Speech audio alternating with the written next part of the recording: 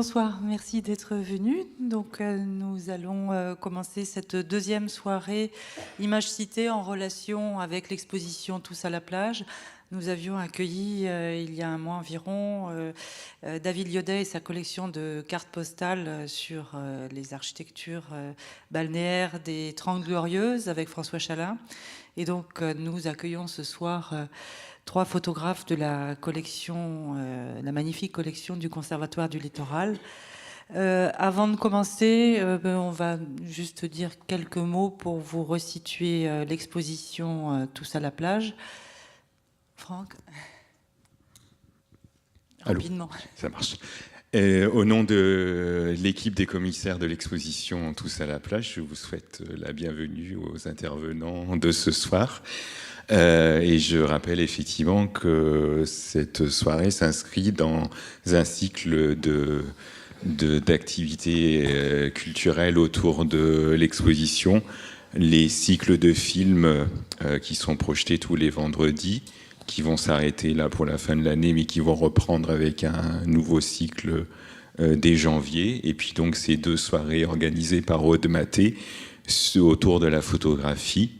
Et ce soir particulièrement pour nous très important, puisque le Conservatoire du Littoral est un partenaire de l'exposition. Et donc nous sommes très heureux de pouvoir profiter de cette occasion de mettre en valeur en fait la collection de photographies du littoral. Donc je vous souhaite au nom des commissaires de l'exposition et de la Cité de l'Architecture et du Patrimoine une bonne soirée. Merci. Merci Franck. Tu peux juste nous préciser la date, jusqu'à quand on peut voir l'exposition ? Oui. L'exposition est visible jusqu'au 12 février. Donc je vous invite à... Tous les jours, sauf les lundis et mardis.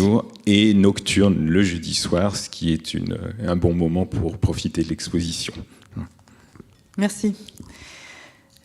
Avant de donner la parole à nos invités, je les présente brièvement. Donc, Lynn Lavesque, tout d'abord. Lynn Lavesque qui vit et travaille entre Paris et Arles. Elle a découvert très jeune l'art du tirage et elle a eu la chance dans les années 80 de rencontrer les photographes Claudine et Jean-Pierre Sudre, chez qui elle s'est formée aux aspects techniques et artistiques de la photographie.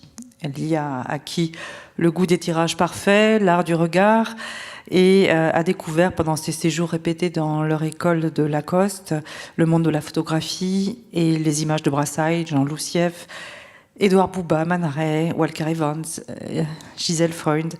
Voilà, une excellente école. Elle a été assistante pendant 10 ans d'un auteur photographe et a élargi ensuite au musée de l'Élysée à Lausanne sa formation en muséographie, scénographie et commissariat d'exposition. Depuis 1994, elle est directrice artistique de l'association À travers le paysage. À ce titre, elle développe et valorise la collection photographique du Conservatoire du Littoral à Paris, dont elle nous parlera, qui compte aujourd'hui 1 millier d'œuvres. Elle ouvre en 2011 la galerie des comptoirs arlésiens, dédiée à la promotion des jeunes femmes photographes. Elle a été commissaire de nombreuses expositions en France et à l'étranger et a produit une trentaine d'ouvrages photographiques. Frédéric Moquet est architecte. Après des études d'art appliqué et de design, elle a fait donc ses études d'architecture à l'école de Paris-Malaquais. Elle est architecte. Elle mène aujourd'hui une thèse de doctorat au laboratoire Architecture, Culture et Société, toujours à l'école de Paris-Malaquais. Ses recherches portent sur les problématiques contemporaines des représentations spatiales par une photographie dite de paysage. Elle s'intéresse à l'association historique entre photographie, territoire et institution et aux enjeux des commandes photographiques. Elle interroge les pratiques photographiques actuelles tout en enquêtant sur les enjeux culturels, esthétiques et idéologiques de la photographie du paysage. Elle s'intéresse principalement à l'Observatoire photographique national du paysage. Il s'agit d'un programme du ministère de l'écologie qui vise à produire des représentations culturelles tout en proposant un instrument d'analyse des évolutions territoriales. Sur ces questions, Frédéric Moquet a publié récemment un certain nombre d'articles, notamment sur l'Observatoire photographique du paysage, une publication des livraisons d'histoire de l'architecture à l'École nationale des Chartres, sur l'expérience photographique des entrées de ville, une communication dans les actes du colloque international quand on arrive en ville, espace, transport, perception et représentation, à l'Université libre de Bruxelles en octobre de cette année. Elle a publié aussi 2 articles sur les expériences menées autour du GR 2013, ce sentier qui borde Marseille, pour la revue Projet de paysage en décembre 2016. Et elle prépare une contribution à un ouvrage collectif sur le thème de l'effacement et de la persistance aux éditions des Beaux-Arts à Paris. Les 3 photographes que nous avons invités, tout d'abord Dolores Mara.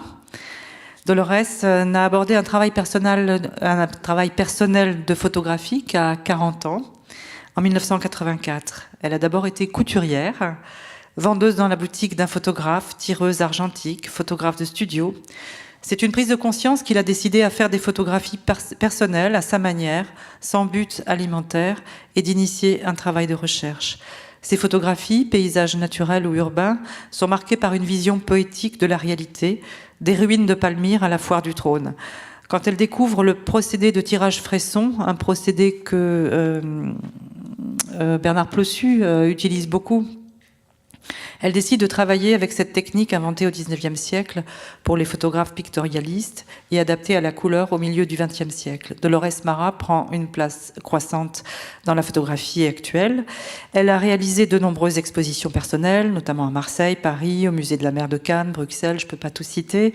Parmi les expositions collectives auxquelles elle a participé en France et à l'étranger, on peut notamment rappeler l'exposition Bord de mer que l'on avait pu voir à Paris, à l'École nationale supérieure d'architecture Val-de-Seine, qui présentait une partie de la collection photographique du Conservatoire du Littoral. Et on peut citer aussi l'exposition Jane Atwood et Dolores Mara au Centre méditerranéen de la photographie d'Ajaccio. Ces photographies sont présentes dans les collections de différents musées, musée Guggenheim à New York, le musée de la photographie de Charleroi, le Fonds national pour l'art contemporain, Bibliothèque nationale, etc., etc. Je ne dis pas tout. Elle a publié une dizaine d'ouvrages depuis 1990 chez différents éditeurs et elle est représentée par la galerie Françoise Besson à Lyon. Edith Roux est photographe et vidéaste. Après des études d'histoire de l'art aux États-Unis, elle est sortie diplômée de l'École nationale supérieure de la photographie d'Arles en 1993. Sa pratique photographique est fortement marquée par des préoccupations d'ordre sociopolitique. Elle s'intéresse notamment à des questions liées aux mutations urbaines, à l'environnement et plus récemment à des questions post-coloniales. Un travail en cours. Son travail a fait l'objet de nombreuses expositions en France et à l'étranger. Je ne vais pas non plus... J'ai pas la possibilité de tout énumérer. Je peux citer Paris Photo avec sa galerie 19, la Triennale de Milan, les Rencontres d'Arles de 2015 avec l'exposition, avec le travail du Conservatoire du Littoral qu'on va découvrir, exposition à la Galerie du Château d'Eau à Toulouse, à la Galerie Le Bleu du Ciel à Lyon, Musée d'art et archéologie d'Aurillac, etc., etc., Douchy-les-Mines, les Rencontres de l'Orient.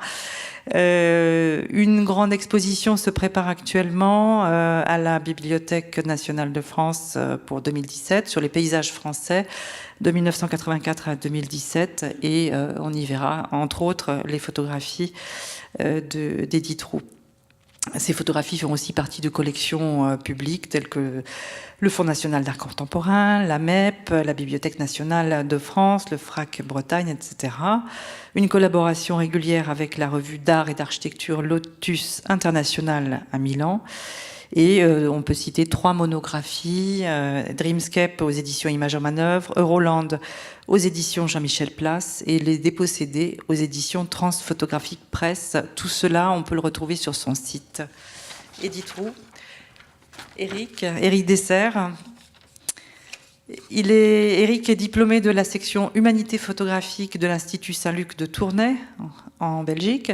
Il est également titulaire d'un master d'art plastique effectué à l'Université Charles de Gaulle à Lille 3. En tant que photographe, il travaille pour la mission de l'Inventaire général du patrimoine culturel au Conseil régional Auvergne-Rhône-Alpes depuis 1980. Lors de voyages en France et à l'étranger, il a construit par ailleurs une œuvre personnelle. Il a voyagé notamment en Roumanie, au mont Athos, en Estonie, en Géorgie, à Jérusalem, au Japon, et s'est rendu à différentes reprises dans différentes régions de Chine de 2002 à 2012. Éric Dessert compte parmi les grands photographes paysagistes contemporains. Les travaux qu'il a réalisés durant ces voyages ont donné lieu, bien sûr, à des expositions en France et à l'étranger. Là non plus, je ne peux pas tout citer tellement il y en a eu. Je peux citer quelques expositions qui ont lieu en France. Les Nouveaux Promeneurs Solitaires au Centre Georges Pompidou en 1990. Les Rencontres internationales de la photographie d'Arles en 92 avec une exposition à l'abbaye de Montmajour, une exposition à la Bibliothèque nationale en 98 et une récente exposition en 2015 qui a présenté une rétrospective des voyages en Chine à Saint-Pierreville en Ardèche. Éric Dessert a publié de très nombreux ouvrages et catalogues d'expositions chez différents éditeurs. Il a aussi une activité d'enseignement, intervient dans des masterclass ou séminaires ou comme professeur associé dans différentes institutions, École des Beaux-Arts d'Orléans et de Poitiers, Centre national de l'audiovisuel de Luxembourg, École des Beaux-Arts de Canton, Institut national du patrimoine, etc., etc. Il est représenté par la galerie Camera Obscura à Paris. Et donc, le travail que nous allons présenter ce soir fait partie d'une résidence dans le domaine de Port-Cros. On en parlera. Bon, bonjour, bonsoir à toutes et à tous. Je vais lire mon discours, ma présentation. Donc, je m'appelle Lynn Lavesque, comme on vous l'a dit. J'ai mis en place, il y a plus de 20 ans, la collection photographique... Ah, pardon. J'ai mis en place, il y a plus de 20 ans, la collection photographique du Conservatoire du Littoral. J'en étais depuis la directrice artistique et j'ai assuré son développement et sa mise en valeur. Je vais d'abord vous parler du Conservatoire, quand même, du Littoral. Il a été créé en 1975. C'est un organisme public chargé d'acquérir, en vue de les protéger pour toujours, les espaces naturels et les paysages les plus beaux des rivages de la mer et des grands lacs français. Au rythme de 3000 hectares acquis en moyenne par an, un acte de vente par jour, le Conservatoire protège aujourd'hui 190 000 hectares, soit 1450 km de côte, 13% du linéaire côtier français. Les 700 sites ainsi préservés ont chacun un caractère, une richesse, une vie particulière. Ils accueillent chaque année 40 millions de visiteurs.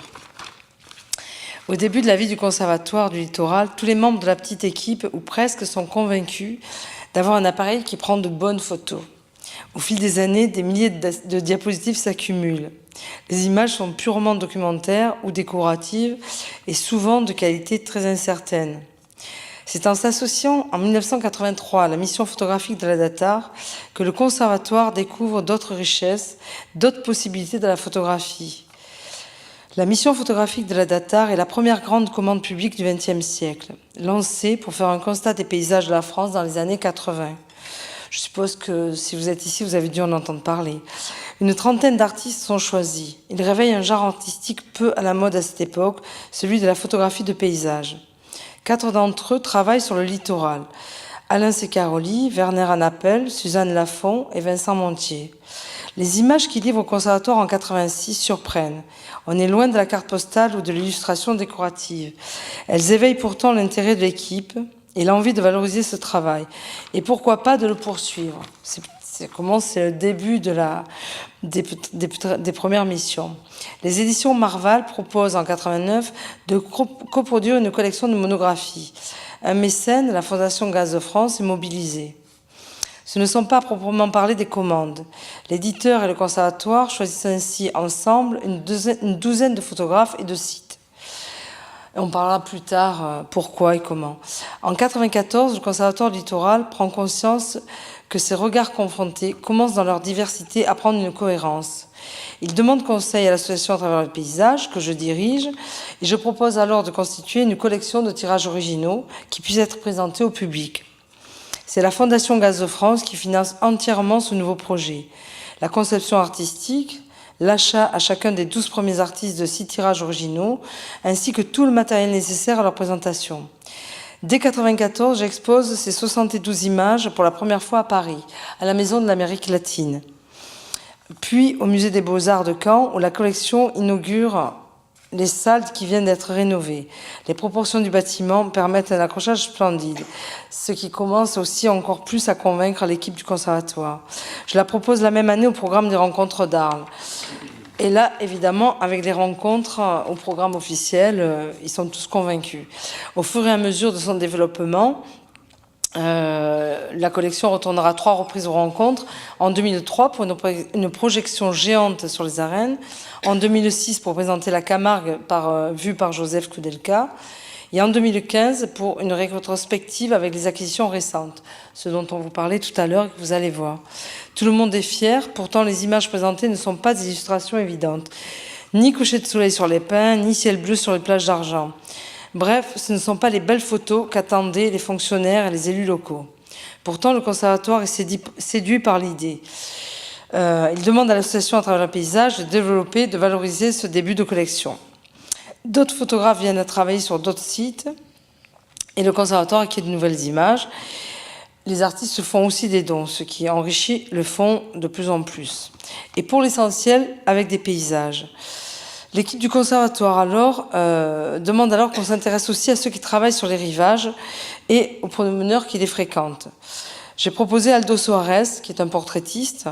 Il photographie théâtralement à la chambre Polaroid chacun des 150 gares du littoral.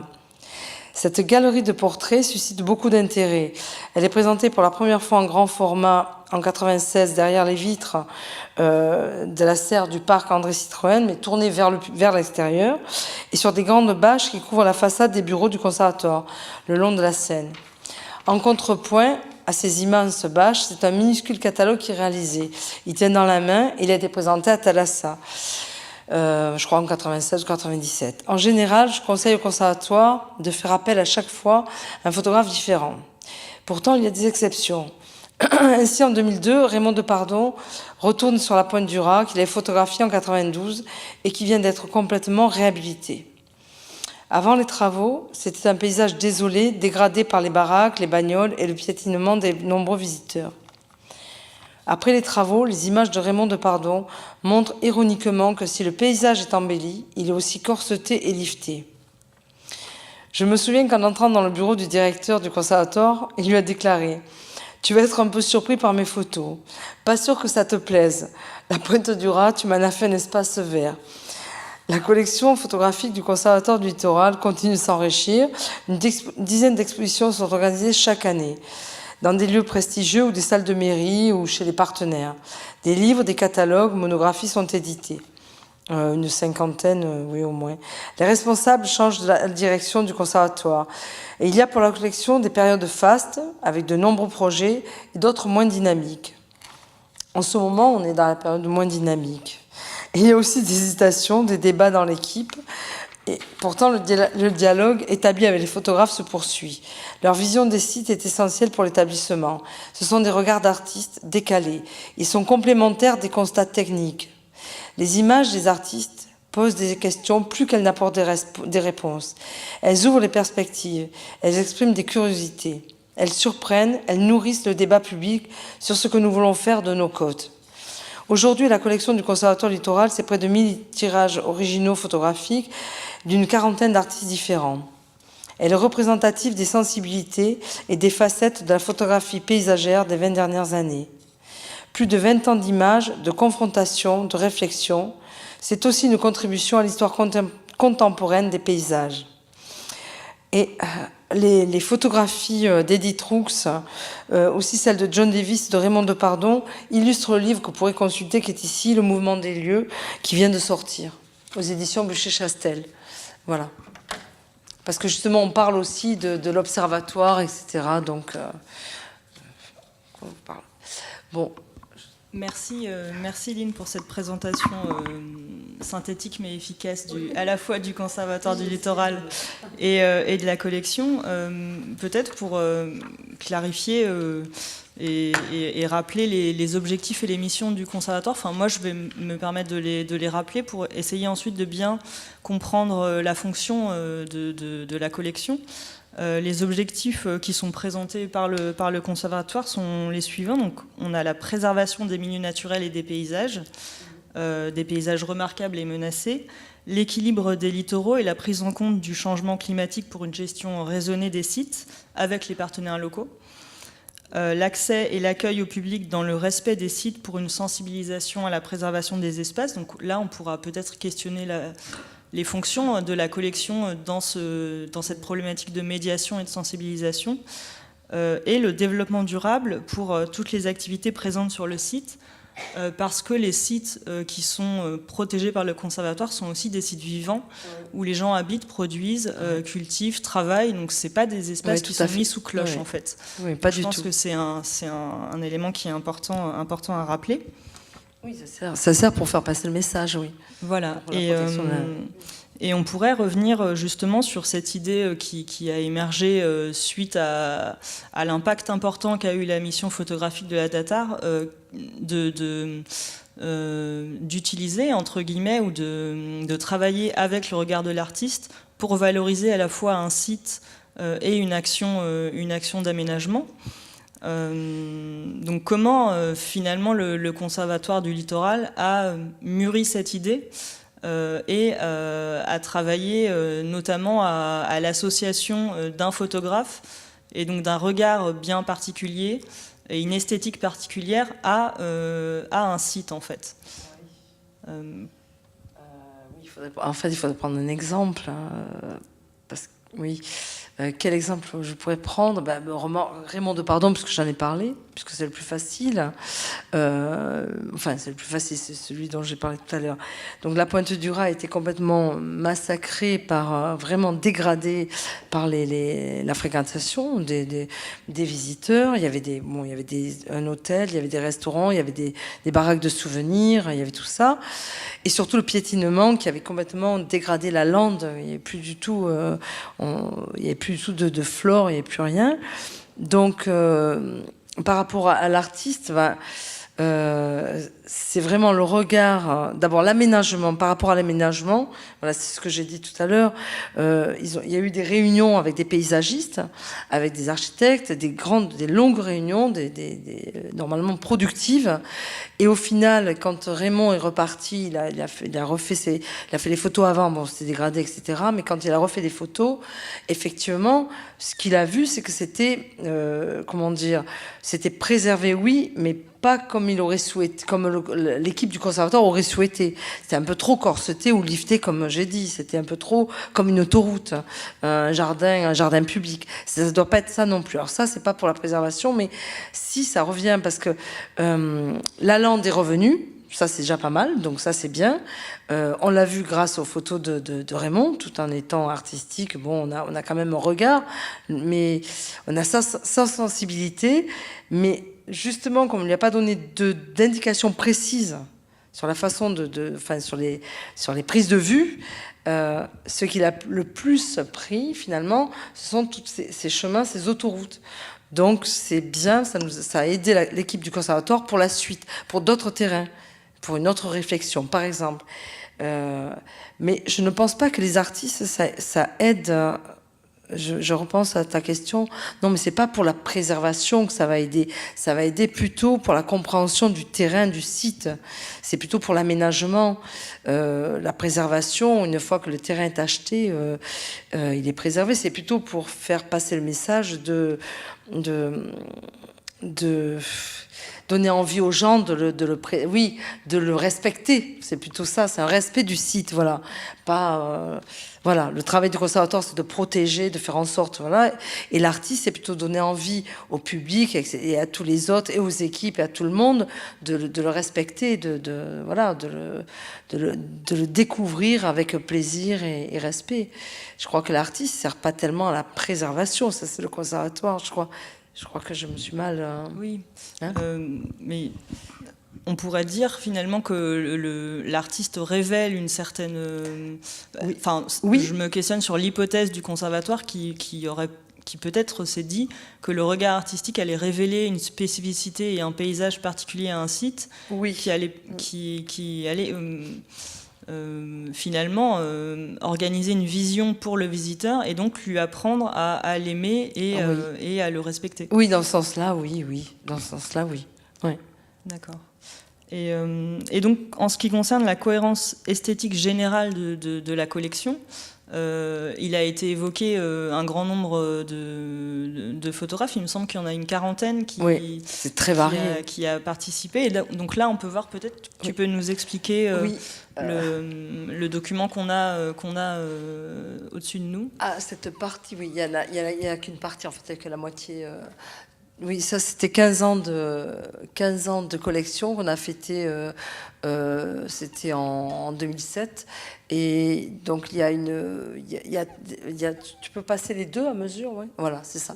Donc on a la liste au point 15 ans de collection. Il y a une image par photographe, et on voit bien la diversité. Il n'y a pas on n'a pas cherché. Je n'ai pas du tout cherché en fait, puisque c'est beaucoup ma partie. Non, j'ai pas du tout cherché de cohérence dans la collection. Non, au contraire, je trouvais que la diversité c'était très bien. Diversité des regards, diversité des sites. C'est ce que je trouvais le plus passionnant. Quelquefois, oui, les photographes, selon les équipes, selon la direction, quelquefois les photographes sont repartis sur un autre site, mais en tout cas, chaque fois, c'est un site différent, sauf pour Raymond Depardon, sauf pour John Davis. Et lui, John Davis, évidemment, c'est Poli, c'est pareil, c'est après la réhabilitation du site de Poli. Il y a eu John Davis, Depardon, et puis peut-être un troisième, non, je crois même pas. Attendez, j'ai ma fiche. Non, je crois pas, je crois qu'il n'y en a que 2. Et on voit bien là, d'ailleurs, ouais, voilà.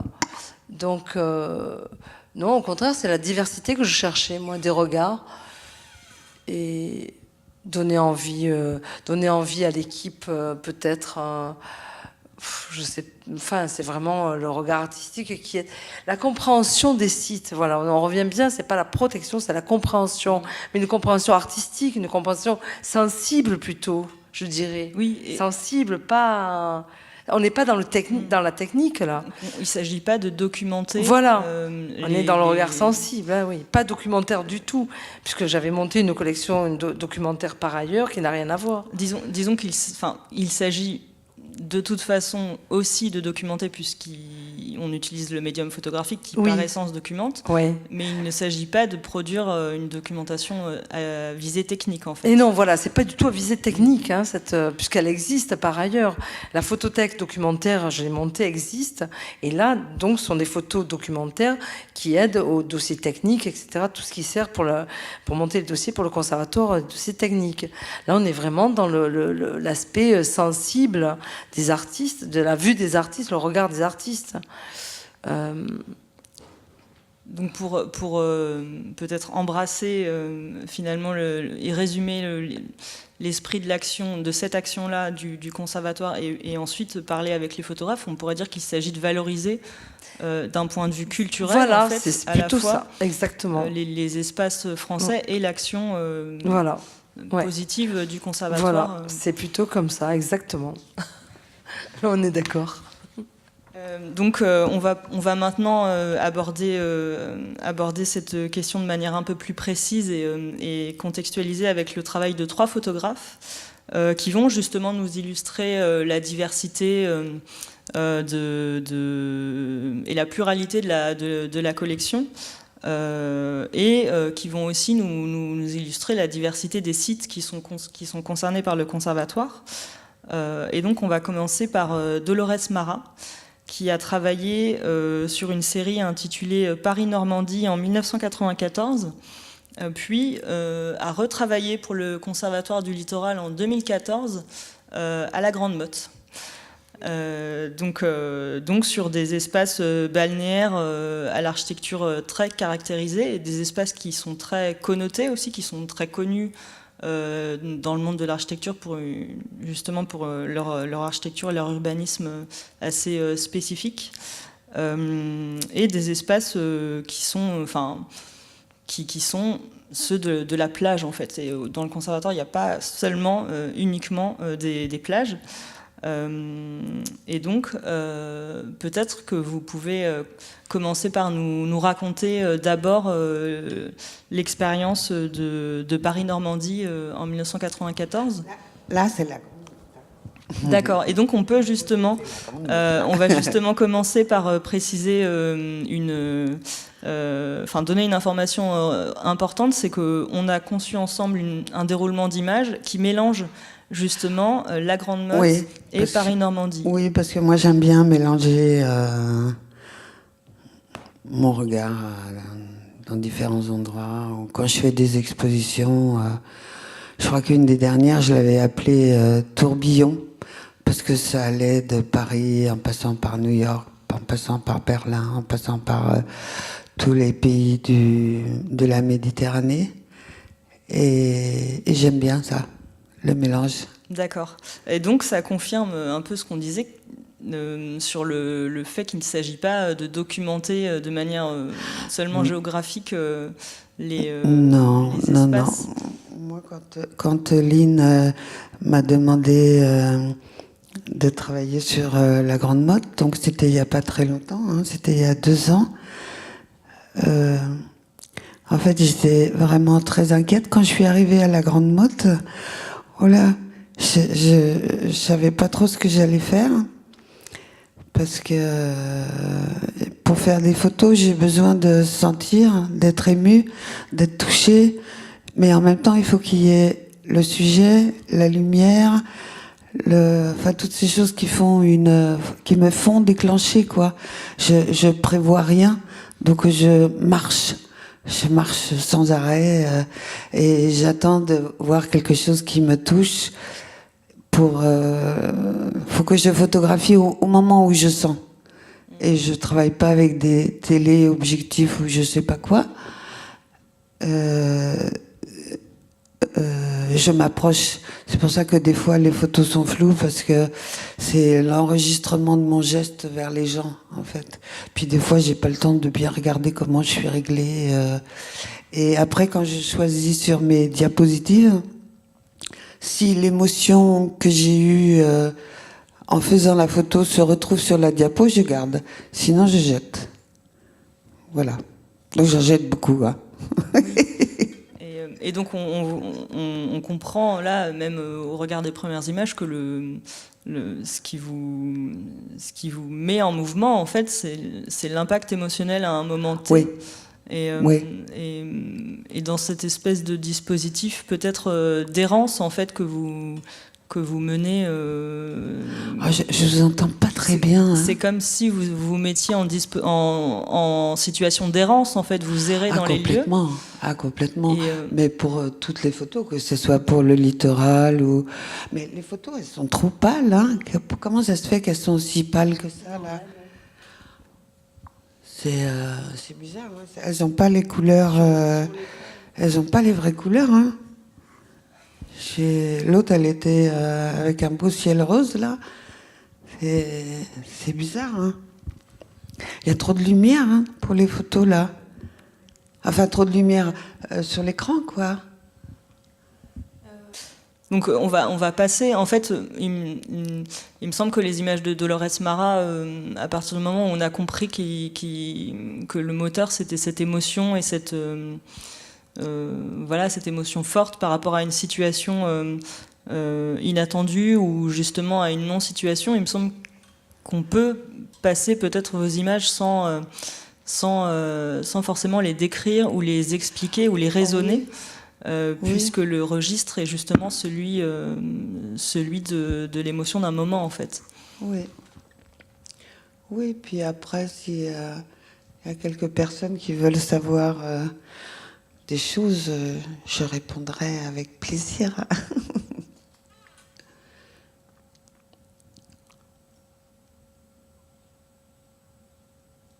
Justement, moi, j'aimerais savoir quelque chose. Il y a un élément qui semble ressortir, en fait, au regard des images qui défilent, c'est l'impression de solitude et peut-être même de nostalgie, en fait, qui ressort de l'ensemble. Et je fais peut-être aussi référence à vos travaux en général, cette idée de... Nostalgie, peut-être pas, mais solitude, c'est sûr, oui. Voilà, et on a l'impression que... C'est ce qui m'a... Quand j'ai commencé ce travail photographique, en général, pas seulement pour le conservatoire du littoral, mais ce qui me plaisait, c'était essayer d'attraper les gens qui, par exemple, c'est flagrant dans le métro parisien, il y a toujours beaucoup de monde, et j'étais tout le temps attirée par les gens qui se retiraient de l'espace où ils étaient et qu'ils étaient dans leur bulle. Et ça, parce que moi je fonctionne comme ça, enfin, j'ai toujours été dans ma bulle, on va dire. Voilà. Et ces gens-là me touchaient particulièrement. Et c'est vrai que l'ensemble de mon travail, si on regarde les centaines de photos que j'ai comme ça très vite, la solitude est très présente, oui. Ouais, c'est quelque chose qui me touche. Les gens qui arrivent à s'isoler dans la foule.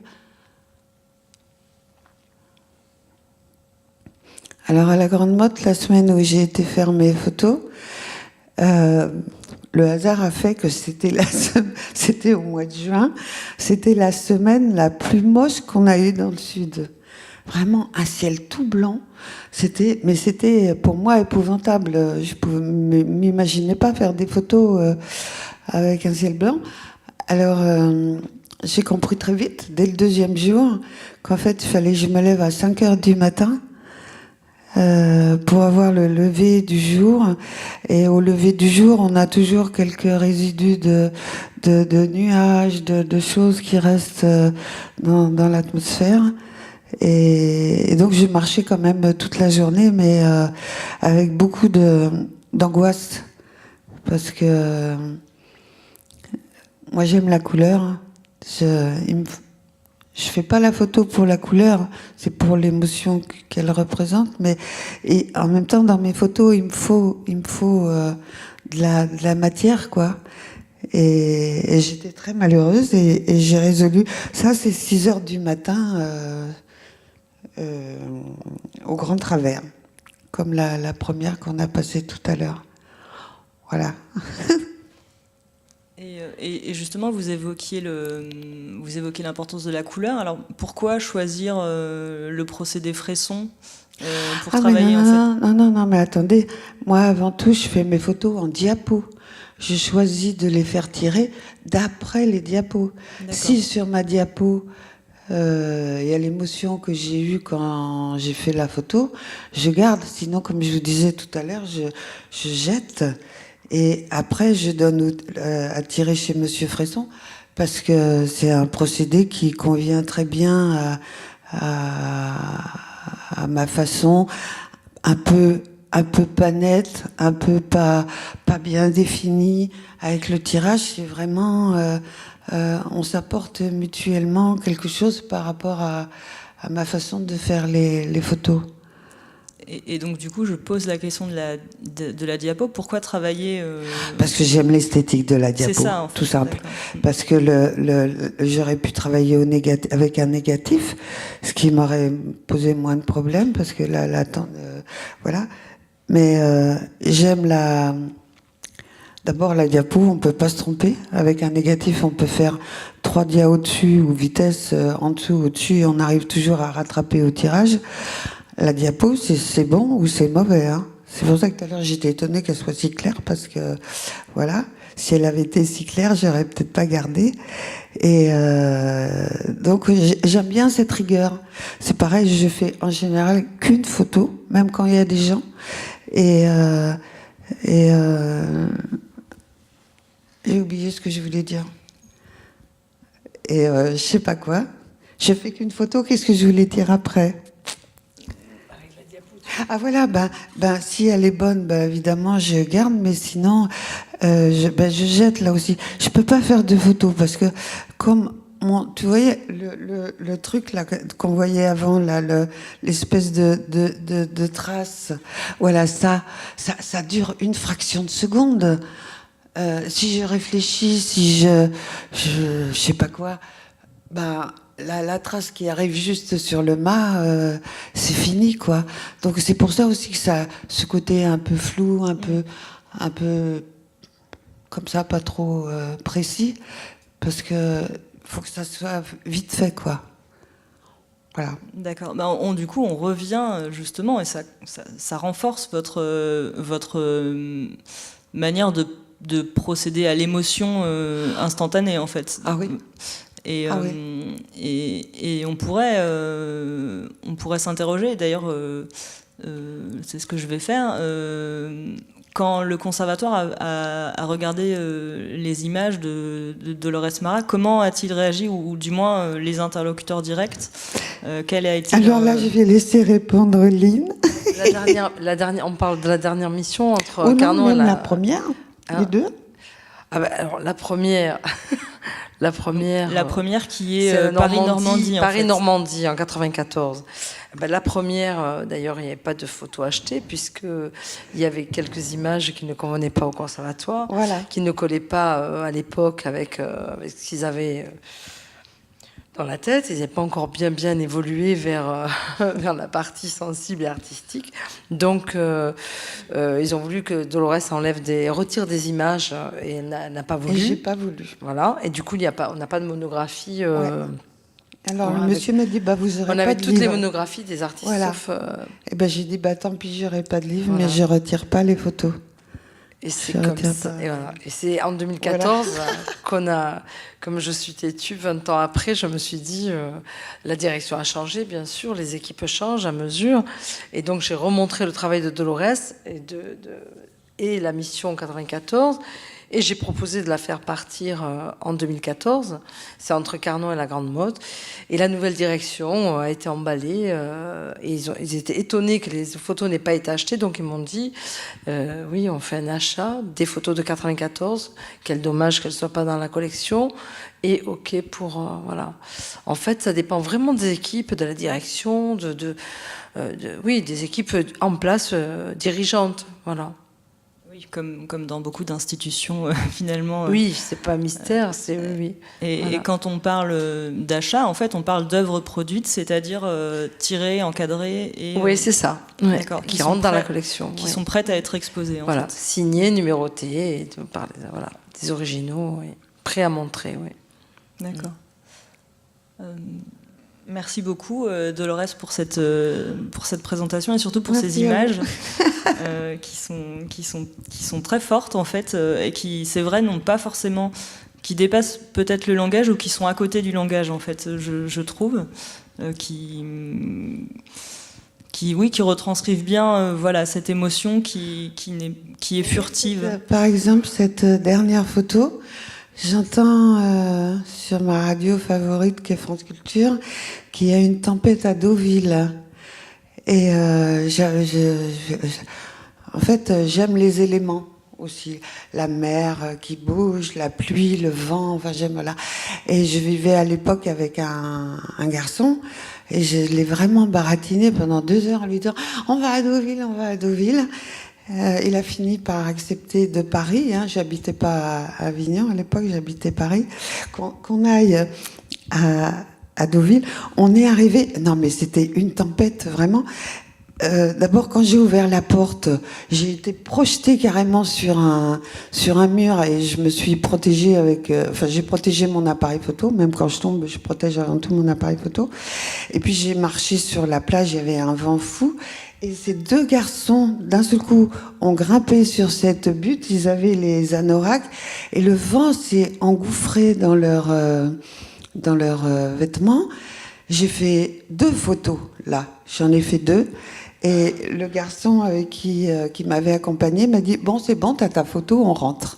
Et j'ai fait que ça. Voilà pour ma. Et celle-ci a été choisie pour le conservatoire. Oui. Ouais. Et je l'appelle Les Anges. Oui. Voilà.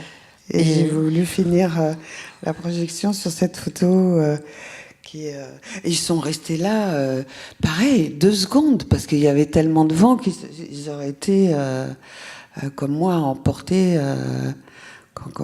Oui, c'était... Voilà, mais j'étais contente. Voilà. C'est toujours des cadeaux, hein, parce que comme je calcule rien, quand il y a des choses comme ça qui sont sous mes yeux, je remercie, je sais pas qui, mais d'être là au bon moment. Merci pour ce court récit de ces deux anges de Deauville. On va passer maintenant à un deuxième travail qui développe une approche assez différente finalement. Donc c'est le travail d'Edith Roux qui a été mené sur la Corniche des Morts en 2013, comme c'est écrit sur la diapo.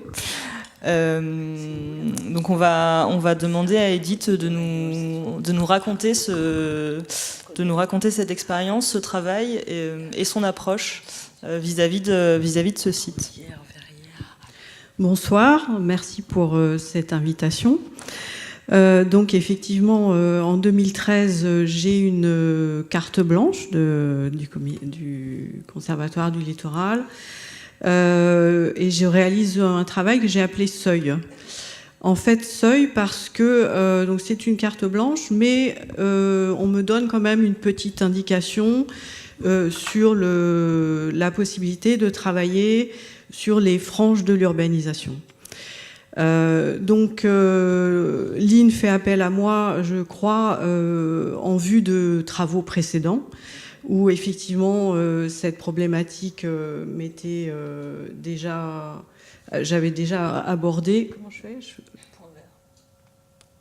mais par là ou comme ça? Ah mais ça marche comme ça aussi. D'accord. Donc juste un exemple rapide. Donc ce travail, cette image est tirée de la série Euroland, qui a fait donc l'objet d'une publication sur le paysage périurbain en Europe, avec toujours au premier plan des friches végétales qui me sont très chères. Donc, juste pour vous situer, où se trouve la Corniche des Morts, donc en bleu, ce sont les zones qui sont directement protégées par le Conservatoire du Littoral. Donc c'est entre le Rayol et Cavalère. Pour peut-être ceux qui connaissent pas très bien la région, entre Toulon et Saint-Tropez, disons, pour voir plus large. Et c'est un territoire qui a été acheté, je crois, en 77, enfin acheté, pardon, protégé par le conservatoire à partir de 77, à l'initiative de Madame Foncin, qui a fait don de sa propriété, donc une grande maison blanche, qui appartenait à son père, Pierre Foncin, qui était un éminent géographe. Et je parle de cette maison Foncin parce qu'on va la retrouver dans plusieurs de mes images. C'est comme elle est un peu en fait en altitude, c'est une sorte de point de repère dans le paysage. Alors je travaille de façon très différente de Dolores en fait. J'ai une approche assez intuitive, mais aussi beaucoup plus construite, je dirais. En fait, j'ai réalisé des polyptyques pour ce travail, donc des points de vue assez hauts et des points de vue de la mer, donc je reviendrai dessus tout à l'heure, et aussi des points de vue à partir des habitations qui sont en fait à la limite du Conservatoire du Littoral. Donc cette question de la limite aussi m'intéresse beaucoup. Donc il y a en quelque sorte trois régimes d'images. Et alors pourquoi le polyptyque ? Le polyptyque parce que alors déjà le relief de cette région me portait en fait à avoir des points de vue assez en hauteur, et je voulais avoir une vision plutôt panoramique, enfin assez large en tout cas, de ce territoire. Je voulais avoir d'abord des points de vue assez distanciés, assez généraux, Et le polyptyque, pour moi, m'intéresse parce que finalement, c'est une façon de fragmenter le territoire. Et malgré donc cette vision assez large, d'avoir une vision plus proche de la vision humaine pour chaque photographie, et donc une position plus humble et loin d'une position omnisciente que parfois je trouve dans les panoramiques. Alors vous voyez par ailleurs que d'une image à l'autre, il y a parfois certaines parties de l'image qui est répétée. Et c'est aussi une façon pour moi de rendre actif le spectateur dans sa façon de regarder les images, c'est-à-dire mentalement il reconstruit finalement le paysage, et il y a comme ça un aller-retour entre une vision fragmentée et une volonté mentale de reconstituer le paysage, et qui met en mouvement pour moi le regard et donc la pensée. Donc on n'est pas devant une image stabilisée, peut-être, on pourrait dire. Sur la droite, donc, d'un point de vue, je dirais, plus descriptif, on voit très bien cette frange d'urbanisation qui est... donc c'est en fait Cavalère. Et alors là, ça marche comme ça? Vous voyez là? Sur l'écran. Ah. Donc voilà. Donc là, c'est la frange d'urbanisation qui correspond donc à la baie de Cavalère. Et j'ai été aussi très séduite dans ce point de vue par la multitude des petits chemins, mais qui ne sont pas raccords. En fait, l'image n'est jamais raccord, mais qui dessine aussi le paysage et une façon peut-être de se l'approprier. Alors voilà un détail de cette frange. Donc d'un côté c'est protégé et de l'autre ça ne l'est pas. Alors très vite j'ai eu aussi envie de trouver des points de vue de la mer. Ça m'intéresse déjà parce qu'il y a une partie de la mer aussi qui est protégée par le conservatoire. Et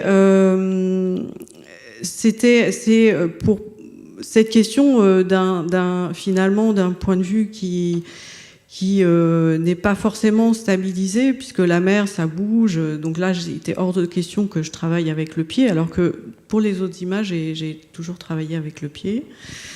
Et en fait, j'aimais bien donc cet espace liquide, mais dans la construction de l'image, donc il y a toujours quand même une construction.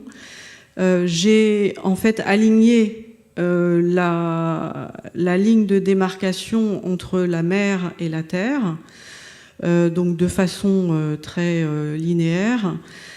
Et j'ai finalement les mouvements du bateau sur lequel je me trouvais, les mouvements de la mer sont reportés sur la terre. Et donc avec des décrochements d'une image à l'autre qui créent ce mouvement encore une fois. Alors je parlais de la maison Foncin tout à l'heure, et en fait elle se trouve là. Alors désolé, en projection on voit pas très bien, je sais pas si vous voyez, mais en fait dans les tirages on la voit très bien. Et voilà, c'est juste un repère visuel que je trouve intéressant, parce que alors c'est une propriété énorme, hein, oui. Oui, c'est une très grande propriété, oui. Alors aussi, ce qui m'intéressait, c'est de développer plusieurs points de vue finalement du même espace, parce que la limite que vous voyez ici, en fait, c'est la même que vous avez vue tout à l'heure. Donc c'est la même que celle-là. Alors attends, je suis un peu perdue. Que celle-là. Voilà. Donc, mais d'un point de vue différent. Alors dans cette notion aussi de polyptyque, ce qui m'intéresse, c'est l'aspect temporel aussi. Finalement, aucune des images n'a été prise en même temps. Donc il y a un écart temporel entre les images, et cette épaisseur du temps que je trouve intéressante. On est loin du coup de l'instant décisif. Cette épaisseur du temps qui rentre aussi en compte dans les prises de vue. Alors là, on est dans la baie de Cavalière, donc c'est de l'autre côté. À droite, donc dans l'avant-dernière image, on voit le Cap Nègre. Donc j'ai choisi de décentrer en fait le point de vue, donc que le Cap Nègre soit pas au centre, mais plutôt sur la droite. Alors là, c'est un petit peu différent parce que les images sont jointives, mais c'est le cadre qui s'adapte à l'image afin de rendre le polyptyque jointif, donc sans répétition d'une partie de l'image l'une par rapport à l'autre. Il y a un aspect un petit peu ludique aussi dans ce travail, et je dois dire que là j'avais une référence dans l'histoire de l'art, donc je pensais notamment à Barnett Newman et à ces zips, donc les zips qu'on peut traduire par des fermetures éclairs ou des ouvertures éclair, peut-être, puisque finalement les zips séparent et relient en même temps. Donc cette fonction de séparation et au contraire de relier, cette ambiguïté m'intéressait. Et aussi avec les bandes blanches, donc entre les images, qui donnent un rythme dans la visualisation.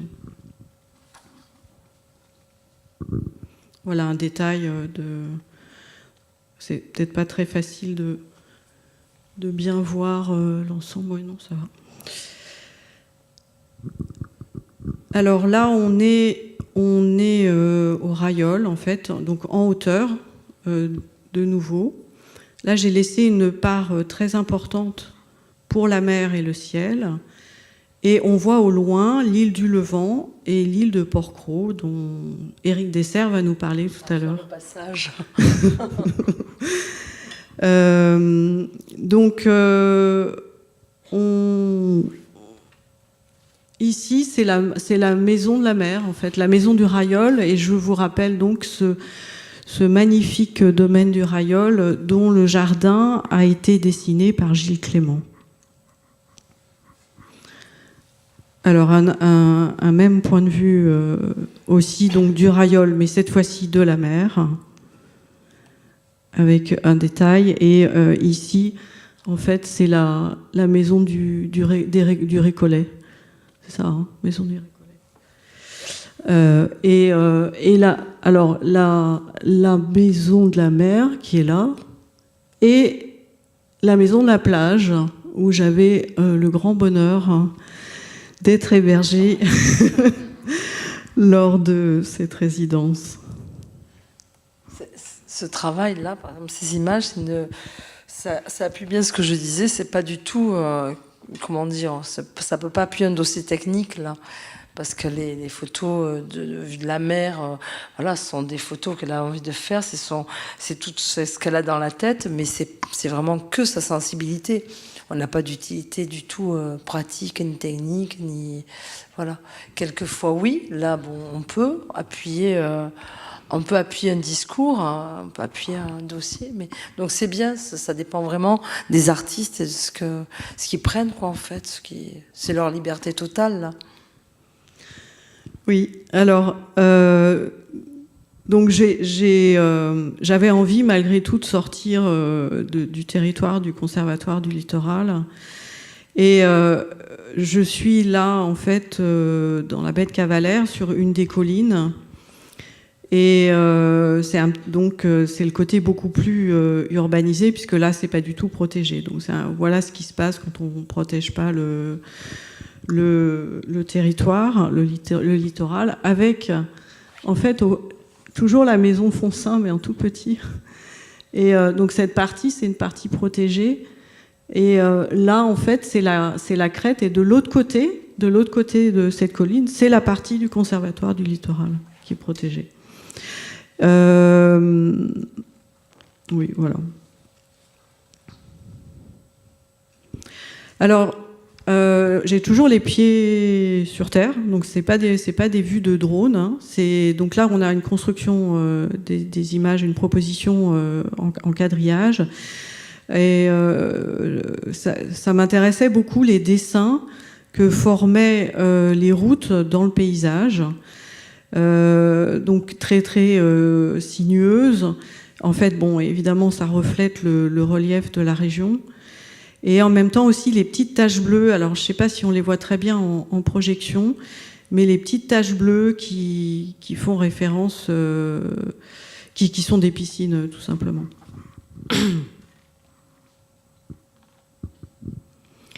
Alors là, c'est un grand polyptyque, donc c'est 9 images, et comme vous le voyez, il en manque une. Donc là, c'est la baie de Cavalère, en fait. Donc c'est aussi une façon d'aplatir l'espace, parce que la baie de Cavalère est courbe, et donc par ce grand polyptyque, j'en rends compte de façon très très plane. Et dans le dispositif de monstration des images, je propose d'en enlever une. C'est-à-dire de prendre en compte l'espace d'exposition, puisque le blanc, c'est le mur de l'exposition. Et aussi, c'est une façon d'inciter de faire travailler, peut-être, par cette image manquante, de faire travailler l'imagination du spectateur. Et il peut compléter à sa manière le blanc qui manque. Mais donc cette image qui manque, elle existe quand même, elle est là. Et dans l'espace d'exposition, elle est située dans un endroit complètement différent. Ça peut être dans une autre salle, ça peut être... bon, par exemple, j'ai montré ce travail à la Galerie Mix dans le cadre du mois de la photo 2014. Et cette photo, je l'avais mise à l'extérieur de l'exposition. Donc une façon aussi pour le spectateur de reconstruire mentalement le polyptyque en tenant compte de l'espace d'exposition. Voilà, là je vais passer un peu plus vite. Enfin, là on est au cap non, attendez, Lardier. Excusez-moi, je reprends mes notes. C'est ça, hein, c'est le cap Lardier. Oui, on est au cap Lardier, qui est en fait pas, donc c'est pas la Corniche des Morts, mais c'est aussi ça fait aussi partie du conservatoire du littoral. Alors je suis sortie un peu des limites et du cadre qui m'était imposé. Et donc c'est un territoire extrêmement protégé qui fait partie du projet, enfin je sais pas comment on appelle ça, la mission Natura 2000, c'est un projet européen. Et donc c'est pas accessible en fait comme on veut. Enfin là j'ai été accompagnée d'un garde et donc là de nouveau la vue de la mer où on voit bien, donc c'est très très boisé du coup et toujours avec cette construction polyptyque. Alors, maintenant, donc c'est un peu le contre-champ de tout ce que je vous ai montré. On est chez l'habitant et on regarde vers le territoire de la Corniche des Morts. Donc en fait, cette ligne assez bien marquée que vous avez vue sur les premières images, donc c'est un lotissement qui s'appelle lotissement des Pierrugues. Et donc c'est à cet endroit que je me suis rendue. Et pour moi, c'était important de voir aussi comment était perçu le territoire du conservatoire à partir des habitations, qui sont donc vraiment à la lisière du territoire. Alors j'ai demandé aux habitants de poser à l'extérieur, et j'ai gardé cette photo parce que j'étais particulièrement intéressée par la position de la main de la femme, qui est une sorte de peut-être de mise en abîme du regard ou de l'acte photographique. C'est peut-être une main, comme une main posée sur une vitre invisible ou transparente, et qui peut-être interroge la façon dont le dispositif architectural met en spectacle le paysage. Donc c'est cette question aussi que je me posais quand j'ai réalisé ces images. Donc ce filtre en fait qu'on retrouve, ce filtre du regard, donc qui pour moi est figuré par le geste de la main de la femme, peut-être se retrouve ici avec la barrière bleue, qui vient en fait comme un filtre sur le... Donc en arrière-plan, hein, vous l'avez compris, c'est la corniche des morts, et donc cette barrière qui aussi s'aligne sur la ligne d'horizon de la mer. Et je vais finir sur cette image de cet homme, donc en haut de perché un peu comme ça sur... en train de contempler la mer, de contempler peut-être l'infini, enfin un espace très, très lointain, et peut-être comme une invitation à quitter cette architecture, enfin l'artificialité des plantes et de la piscine. Et j'ajoute que ces trois portraits, même la femme en rose avec la main, n'ont pas été achetés par le Conservatoire du Littoral, n'ont pas été parce que ils n'ont pas vu tous les paysages, oui, et polyptyques, même s'il n'y avait pas le terrain, même si c'était le Cap Lardier, mais là non, voilà. Oui. C'est bien de le préciser. Puisque, oui, bien sûr, oui. Alors c'est vrai qu'il y a certaines images que j'ai montrées qui ne font pas partie de la collection. Voilà. Donc après, non, mais c'est bien. Oui, c'était sur le terrain, c'est pas dans la mission. Oui. Mais voilà, la différence, c'est que ils les ont aimés, mais pas au point de les acheter, parce qu'ils avaient peur par rapport. Voilà, c'est pas. On est trop loin, puisqu'en fait, on est dans l'autre partie. C'est ça. Puisqu'on est chez les opposés, quoi. Oui, oui. Voilà. Donc là, juste pour terminer, quelques images pour montrer en fait comment c'est montré dans un contexte d'exposition. Ce sont des petits formats, donc ça fait en hauteur à peu près 40 cm. Et là, j'ai laissé un espace entre chaque tirage. Par contre, là, il n'y a pas de... Pour jouer sur le rythme entre les images, je n'ai pas laissé d'espace dans ce polyptyque, et non plus dans le grand polyptyque dont j'ai parlé tout à l'heure. Voilà, merci. Merci Edith pour cette présentation. On sent qu'il y a deux forces en fait qui portent le travail, et peut-être aussi dans d'autres séries. Il me semble que c'est notamment l'enquête et la documentation de l'impact de l'occupation humaine sur les lieux, que ce soit même dans Euroland, en fait, finalement, c'est ça. Et sur le site de la Corniche des Morts, on voit cette attention au lotissement qui va grignoter l'espace, aux sentiers qui sont peut-être des sentiers de marche, mais qui sont aussi une forme d'impact de l'humain. Et l'autre moteur, c'est il me semble que c'est ce discours sur la représentation et sur l'idée que l'image photographique est toujours construction d'un regard et d'une réalité.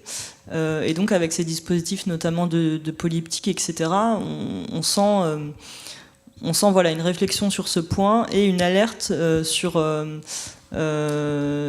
l'idée que le paysage lui-même est aussi construction à la fois d'un lieu et d'un regard sur ce lieu. Donc voilà pour les petites impressions que j'ai vis-à-vis de ce travail. Et j'aimerais qu'on revienne sur la méthode d'appréhension du lieu. Connaissais-tu la Corniche des Morts? Comment as-tu parcouru l'espace pour ensuite choisir des points de vue qui viennent embrasser justement cette géographie qui reste à distance et qui essaie de l'embrasser? Voilà, donc quelle a été finalement l'expérience sur le terrain? Alors, je connaissais pas du tout la Corniche des Morts. Je suis allée d'abord pour faire un premier repérage. J'ai demandé à un responsable sur le site, donc un délégué. Alors, je ne sais pas si je vais bien décrire sa fonction, mais délégué du conservatoire dans la région PACA, Monsieur Baretti. Non, c'est pas Monsieur France. C'est pas grave, c'est quelqu'un du conservatoire. Voilà, oui. Et en tout cas, j'ai demandé quelqu'un du terrain qui connaissait bien la région pour en avoir la gestion, de m'indiquer un petit peu, je me suis promenée avec lui pour repérer les endroits et pour qu'il m'explique un petit peu les caractéristiques du site, la faune, la flore, etc. Enfin, ça, pour moi, sont des éléments qui sont importants. Enfin, dans n'importe quel de mes travaux, je me documente beaucoup avant de travailler. Après, évidemment, je m'éloigne beaucoup de cette documentation, mais c'est important pour moi de me nourrir un peu au début pour après m'en éloigner. Et puis ensuite, j'ai parcouru... j'ai eu envie comme je l'ai dit, de faire des points de vue de haut assez rapidement. Et donc j'ai parcouru les collines dans tous les sens avec ma voiture qui a beaucoup souffert parce que les chemins sont parfois pas très carrossables. Mais et puis alors pourquoi je m'arrête, c'est ça la question? Comment je choisis mes points de vue? C'est un peu difficile parfois de répondre à cette question en fait parce que c'est un ensemble de beaucoup de choses. C'est à la fois une sensibilité par rapport à l'espace, c'est une possibilité de construire ce polyptyque. Alors cette question du polyptyque, elle m'est pas venue tout de suite. Au départ, je faisais juste des photos toutes simples, et puis ça m'est venu après quand je me suis poser la question comment représenter cet espace, j'avais vraiment envie d'une vision large, mais comme je l'ai expliqué tout à l'heure en le fragmentant. Et il y a un moment où je travaille très lentement. J'ai travaillé en numérique et à la chambre, et finalement j'ai gardé les points de vue en numérique. Mais j'ai doublé, donc voilà. Donc finalement, c'est très lent, c'est un travail très lent. Et il y a un moment où, avant de poser le pied, je fais beaucoup de repérage à pied. Je regarde et à un moment, je dis, c'est là. Ça répond pas vraiment à la question, mais c'est non, mais d'y répondre. Ça amène, si ça a répondu à la question, c'est-à-dire la méthode, c'est parcourir les lieux finalement. De manière sinon exhaustive, du moins représentative, pour ensuite évidemment choisir un point de vue. Et il est toujours difficile pour le photographe de dire pourquoi à ce moment-là les lieux me prennent en fait peut-être. Et là on peut revenir sur la question ou atteindre la question finalement de l'émotion. C'est peut-être à ce moment-là que la documentation et le caractère documentaire du travail s'effacent, ou du moins laisse un équilibre pour laisser l'émotion parler. Je voudrais dire un mot. En fait, quand tu as posé la question, je pense que quand elle se promène, on va dire, à un moment, elle sent que c'est là. Oui, tout à fait. C'est une question de sensation. Elle sent qu'il faut qu'elle soit là pour faire sa photo. C'est aussi simple que ça. Enfin, je crois. Oui. Hein? Oui, c'est à peu près ça. C'est à peu près ça, oui. Sur la question de l'émotion, Dans ma façon ou dans ta façon, on sent à un certain moment que c'est là. Voilà, c'est là qu'il faut. oui. Toi, tu es peut-être un peu moins rapide parce que le pied et tout, c'est un peu plus compliqué, Oui. mais c'est une question de sentir, de sensation Oui. vraiment profonde. Et tu ne ferais pas bouger de 3 pas ou de 4 pas. C'est un endroit bien précis. Oui, tout à fait. Et Oui, je pense tu travailles de cette façon. oui. Voilà, pour répondre à ta question. Merci. Voilà. C'est moi pour qui ai le reste. répondu. Merci. Non, c'est parce que je sentais que c'était ça. Alors, excusez-moi, Oui, oui, j'ai non, pris non, la mais parole.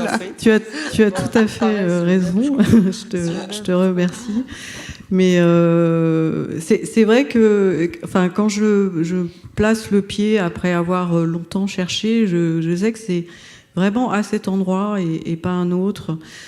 Et je dois dire que en fait, quand j'ai une commande comme ça, je suis très curieuse, donc j'ai besoin d'aller partout au début. J'ai besoin de vraiment de me promener partout, de prendre les petits chemins, de prendre les routes, de prendre. Tu me disais. Et puis il y a un moment où le regard se pose et donc peut-être c'est une accumulation de sensations et d'émotions qui fait qu'à un moment, c'est là que ça se passe, quoi. Voilà. Et en même temps, pour revenir sur cette question de l'émotion, c'est quand même aussi une émotion un peu qui est mise à distance par la construction des images. Et c'est-à-dire, moi, ce qui m'intéresse, c'est aussi la dimension réflexive derrière les images. D'où cette mise à distance, ou en tout cas une sorte d'aller-retour. Oui, c'est ce que j'essayais de synthétiser, en fait, c'est cette ambivalence et cette tension toujours entre l'émotion, voire l'émotion esthétique, et ce qui est toujours dans le projet, qui est d'une certaine manière un projet d'enquête et de démonstration sur le paysage et sur l'environnement qui est exploré, en fait. Démonstration, j'aime pas trop ce terme. En fait, ça serait plutôt une interrogation. Voilà, montrer, enfin, donner à voir, faire des propositions visuelles qui interrogent au-delà de l'esthétique elle-même, par le dispositif. D'accord, merci beaucoup. On va passer maintenant à la dernière série, qui est celle d'Éric Dessert,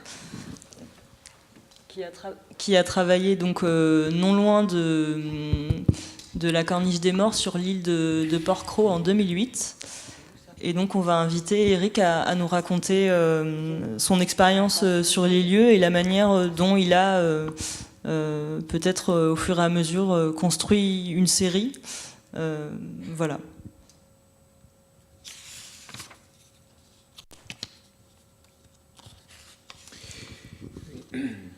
Bonsoir. Alors, beaucoup de choses ont déjà été dites, je crois, ce soir. Vous avez compris le point de vue, la chose un peu à l'estomac, les choses qui sont absolument vraies en matière de photographie. Et finalement, la photographie est consubstantielle à toutes ces choses que l'on vient d'évoquer depuis 1h30, 1 heure.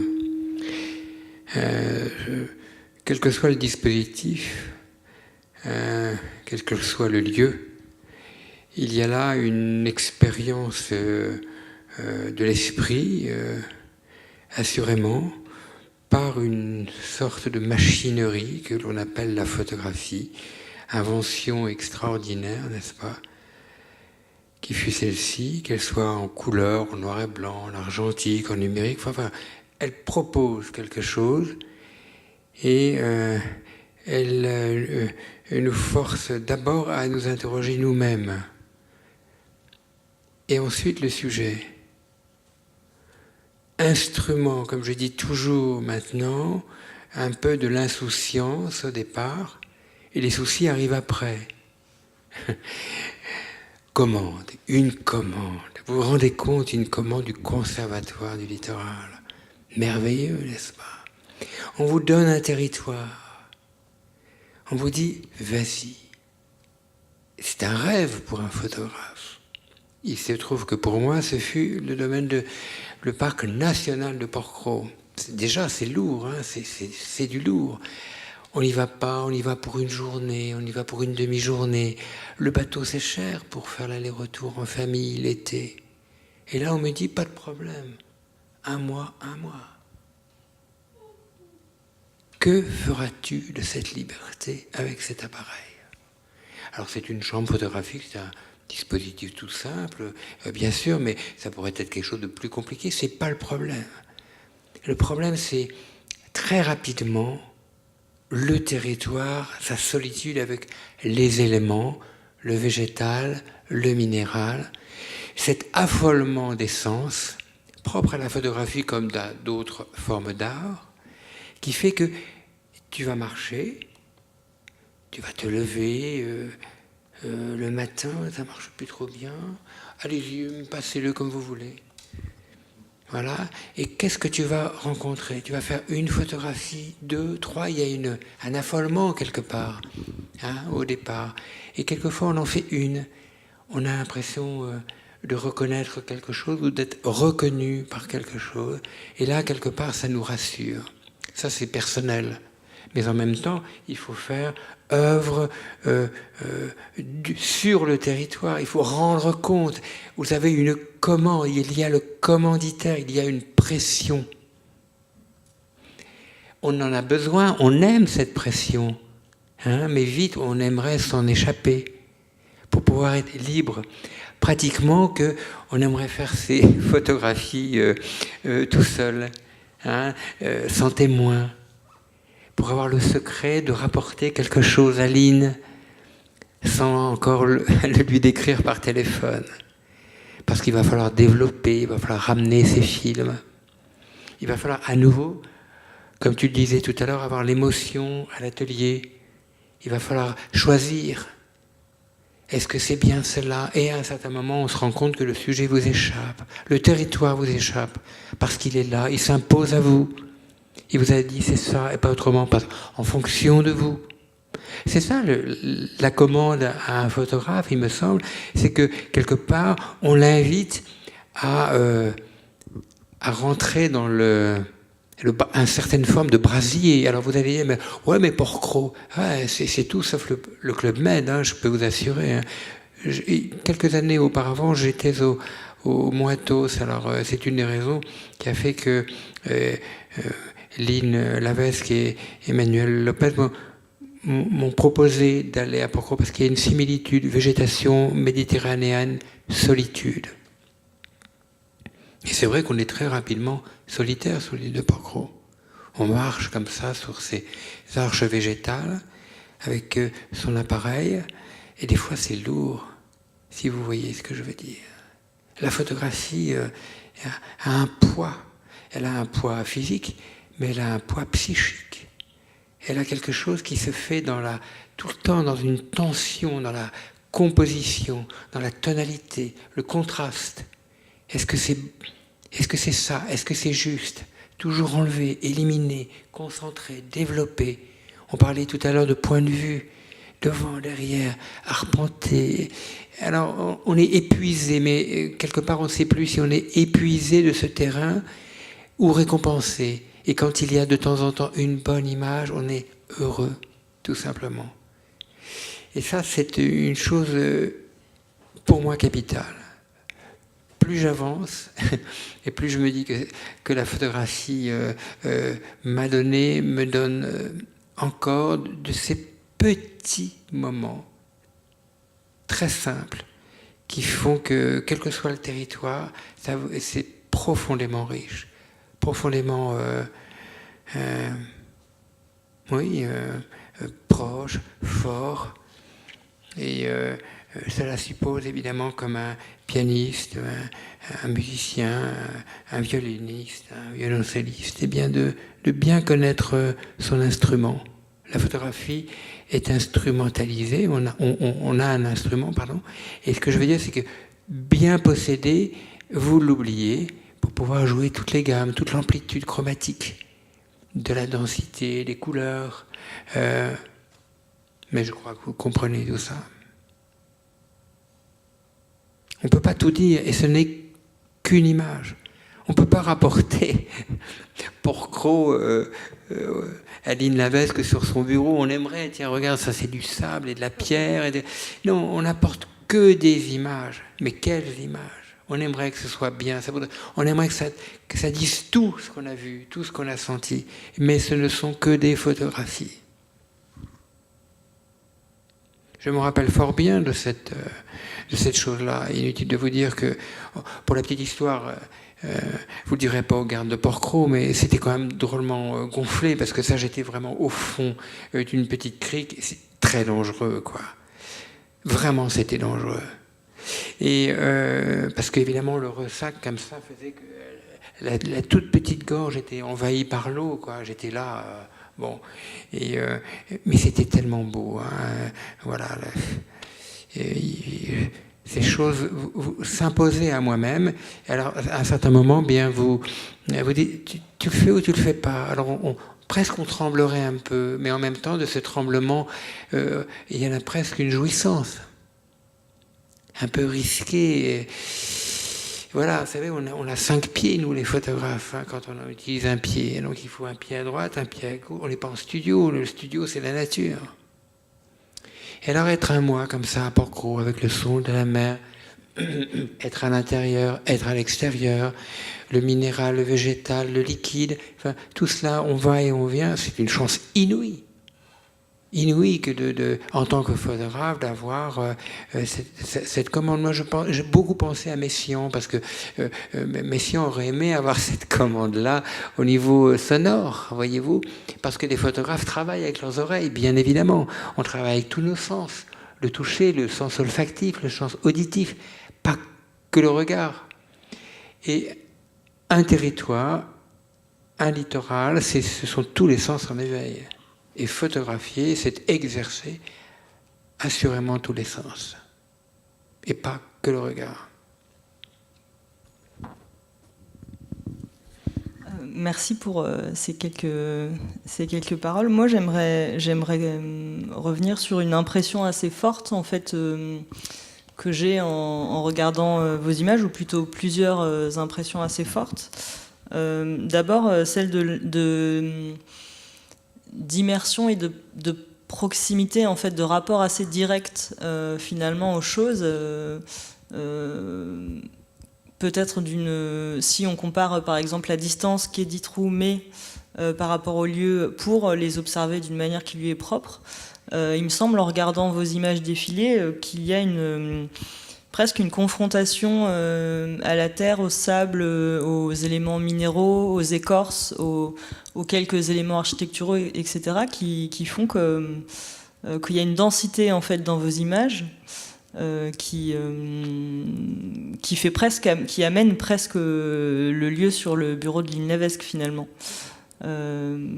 Et donc ça, peut-être que vous pourriez... Oui, je peux très bien... je peux en parler en une phrase.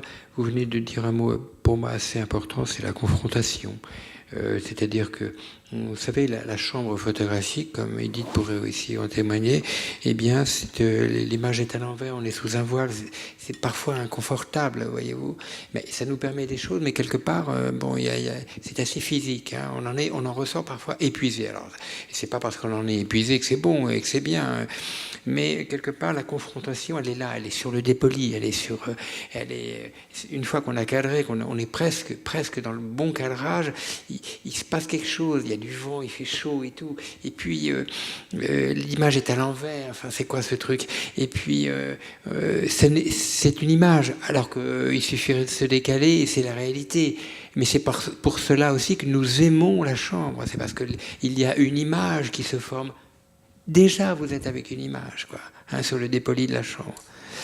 Et c'est une confrontation à chaque fois. Et le 120 mm que j'utilise fait que j'ai toujours aimé cette longueur focale-là. Excusez-moi de cette chose technique, mais c'est comme si on utilisait sur un instrument telle et telle chose. Et bien là, ça me fait justement... J'aime cette confrontation parce que je dois rentrer dans le sujet. Je dois me me coller à la pierre, enfin toutes ces choses-là. Oui, oui, j'aime cette chose-là, le contact en fait. Sans contact, je ne peux pas faire d'image. Et donc ça donne aussi une impression, et on voit les contre-plongées, enfin les plongées pardon, sur la mer, etc. Enfin, vous montrez assez peu finalement le rapport à l'eau. Et quand vous le montrez, c'est toujours d'une manière dangereuse, comme vous l'expliquiez avec votre expérience, mais aussi visuellement, on sent un caractère inhospitalier en fait de l'île de Porquerolles. Oui, j'ai ressenti ce caractère-là, absolument. J'ai eu vraiment des grandes frayeurs, des moments de solitude terribles, parce que je crois que voilà, un lieu, il n'est pas forcément uniquement idyllique, il apporte par une signification des formes végétales, des arbres, par le minéral, la pierre et les rochers, la présence de la mer. Eh bien, moi, je me suis vraiment retrouvé comme si j'étais inabordable un peu. Oui, c'est assez inabordable. C'est assez... voilà, on est là, mais on est de passage, quoi. Il y a quelque chose qui est... intérieurement, on ressent très très fort. Enfin, j'ai beaucoup ressenti. J'ai jamais eu... je vais dire... J'aurais aimé être ce marcheur... vous savez, la rêverie du promeneur solitaire, hein, évidemment. Mais là, absolument pas. Et là, pas du tout. C'était la frayeur du promeneur solitaire. Mais je l'aimais finalement, cette frayeur. Elle me faisait me lever tous les matins. Et je savais que j'allais à la confrontation, comme vous le disiez. Pas au combat, mais j'allais, voyez-vous. Et voilà, quoi. C'était ce que vous disiez tout à l'heure. Cette chose un peu de plonger, cette chose un peu inaccessible. Cette chose toujours un peu inaccessible, alors que j'avais les pieds dedans, quoi. Oui, c'est merveilleux. Ça ne se donne pas comme ça, quoi. Et sans doute c'est pour ça qu'elle nous attire tant, cette île, parce qu'elle a ces deux côtés, ces deux aspects, des choses un peu presque tellement idéales que c'est pas possible, quoi. Hein, il y a quelque chose qui se passe. Et donc l'autre versant, c'est un endroit très très dur. Oui, vraiment très dur. Et d'ailleurs, on peut peut-être préciser, il me semble qu'il y a des habitants quand même sur cette île. Oui.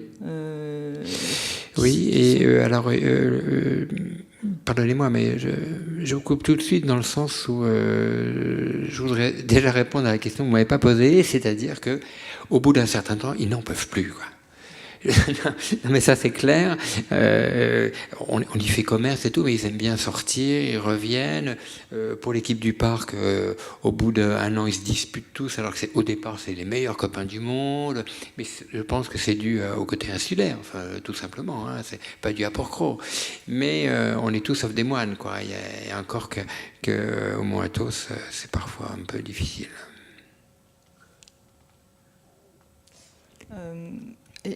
Un élément qui me semble important à évoquer, c'est la matérialité des images. Donc vous travaillez à l'argentique, oui. Vous faites vos tirages, il me semble, vous-même. Oui. Et vous tenez à cette correspondance en fait entre le format du négatif et le format du tirage. Oui. Il y a une espèce de... voilà, d'équivalence et qui permet peut-être justement cette densité et qui caractérise aussi le travail en fait finalement. Oui, ça fait une bonne vingtaine d'années maintenant que les choses vont ainsi. Alors évidemment, soit par la publication ou ici projeté, c'est toujours une découverte pour moi, hein, de les voir en plus grand. Alors ça tient plus ou moins le mur, voilà. Mais finalement le restituer comme je l'ai vu sur le dépoli, voilà. Finalement le tirage est petit, il est monté, et finalement je fais une photographie de cabinet quelque part, hein. Et voyez-vous, de quelque chose où on n'est pas forcément comme ça Ça ne se révèle pas comme ça. Il faut faire un petit effort. Alors, c'est pas un dispositif, c'est parce que, c'est pas que je sais pas, mais dès que je tire très grand, je sais pas le faire. Et c'est pas ce que j'ai vu, finalement. Enfin, vous comprenez, hein, je crois que... à moins de le faire par quelqu'un d'autre, mais j'aime bien que ce soit tout petit, quoi. Comme j'ai vu.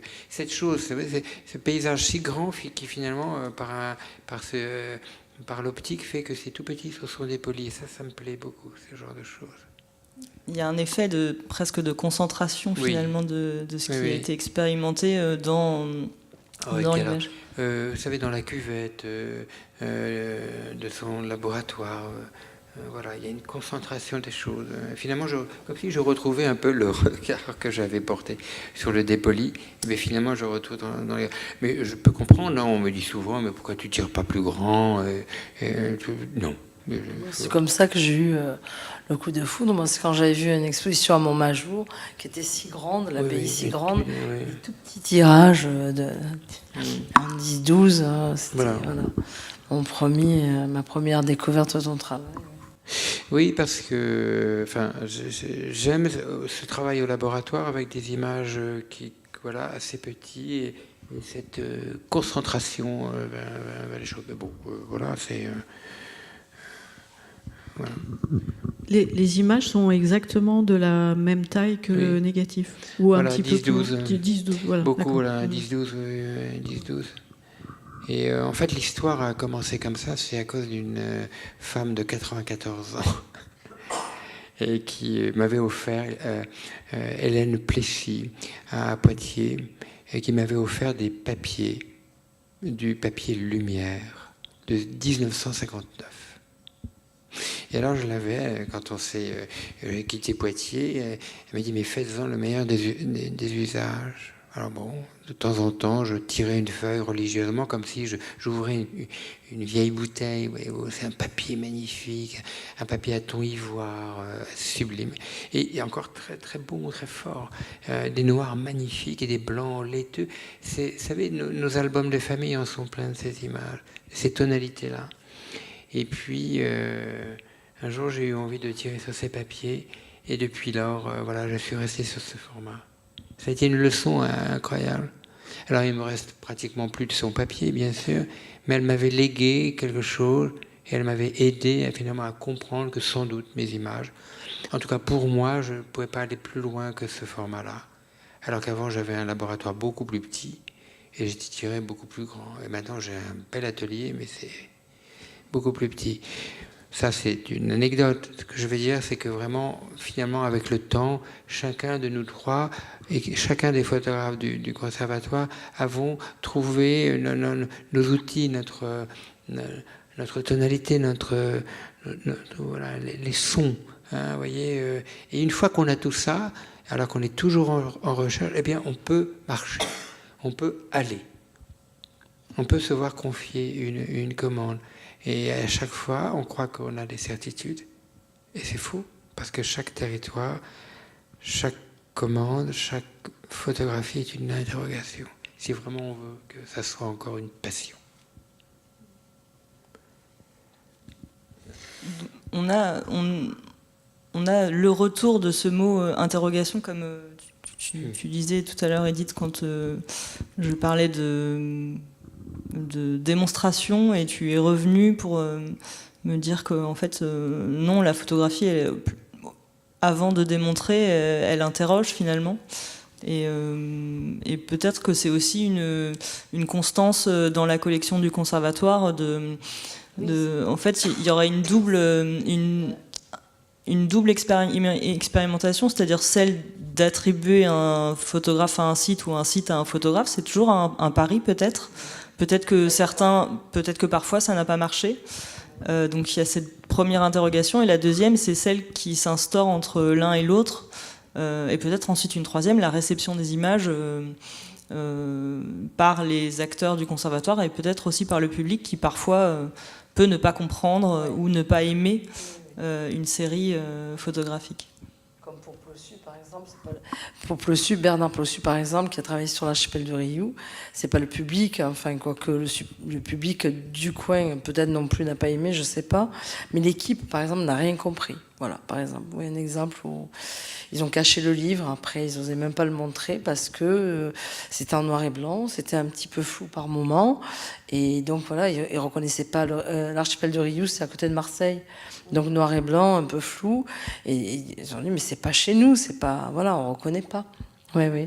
Donc l'équipe n'a pas du tout adhéré. L'équipe régionale, hein, je veux dire. Voilà. L'équipe de la direction, oui. Enfin, toute l'équipe à Paris, oui, mais pas en région, non. Ils n'ont jamais osé montrer le livre. La monographie, oui, oui. Ouais, c'est fou. Et il n'y a que maintenant, bon, un petit encore maintenant, parce qu'avec les années, Bernard Plossu est de plus en plus connu, de plus en plus, alors là, mais sinon ils m'ont insulté, ils m'ont fou, ça a été dur au début, tu vois, quand je montais les expositions avec Bernard, mais ouais, c'était vraiment, j'en me prenais plein les oreilles, quoi. Ouais, ouais. C'était drôle. Et donc, ça pourrait nous faire comprendre l'action qui est menée au Conservatoire du Littoral en termes photographiques, mais aussi dans d'autres institutions, comme une action de sensibilisation et de pédagogie envers l'espace et le paysage, mais aussi envers la photographie, en fait. Voilà, la photographie d'auteur, oui. Ça fait il me semble que les auteurs qu'on voit dans la collection et qui soient plus ou moins connus et reconnus, en fait, sont aussi un échantillon représentatif du champ, du paysage contemporain, et même au-delà du paysage, en fait, en photographie. Des photographes de paysage, oui. C'est quand même une belle inscription de ce travail-là dans un champ plus large. Ouais. Je me permets d'intervenir sur cette image avec la route, parce que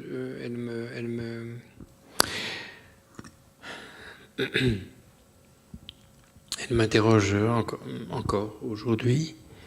Enfin, à vrai dire, je sais un peu pourquoi je l'ai faite. Enfin, je voulais quelque chose, et je voulais en fait un temps qui ne reviendra plus, d'un sud que j'avais imaginé, que j'ai imaginé, et en fait que le cinéma nous a restitué dans les années 20, 30. Qui est ce sud où il y a très peu de voitures. Et en fait, je l'ai trouvé sur Port-Cros. Moi, je suis un homme du Nord, alors je ne suis pas un homme du Sud. Et voyez-vous, le Port-Cros, pour moi, c'est un choc, quoi. C'est quelque chose. Et je n'avais le Sud que les films avec Fernandel, enfin, vous voyez. Et pour moi, cette-ci-là, en plus avec ce tirage, cette tonalité très très douce et tout, c'est ça de la pellicule cinématographique de ces années-là. Et je suis passé là à plusieurs reprises. Et je n'arrivais pas à trouver la lumière, mais je sentais qu'il y avait là quelque chose. Bon, peut-être que pour vous, vous ne le voyez pas, vous ne le sentez pas, mais il y a quelque chose d'une chose que nous avons perdue, en fait. Hein. Alors, je ne dis pas qu'il faille revenir en arrière, mais que cette photographie semble vouloir nous dire, cette route où on est pratiquement certain qu'on n'aura pas un fou devant soi et qu'on pourra profiter comme ça du sud et qu'on pourra, je sais pas, voilà. Enfin, je pense qu'on s'est compris à travers une image. Si je peux intervenir, moi, ce que j'aime bien dans cette image, c'est que on voit pas vraiment où va la route. C'est-à-dire il y a une courbe qui nous laisse présager d'un inconnu derrière la courbe. Et oui, alors maintenant que tu me dis ça, je m'aperçois que j'ai réalisé une photographie au Mont Athos du chemin qui va vers la droite. Et là, c'est le même principe. Bon, on n'a rien calculé, hein, on ne savait pas.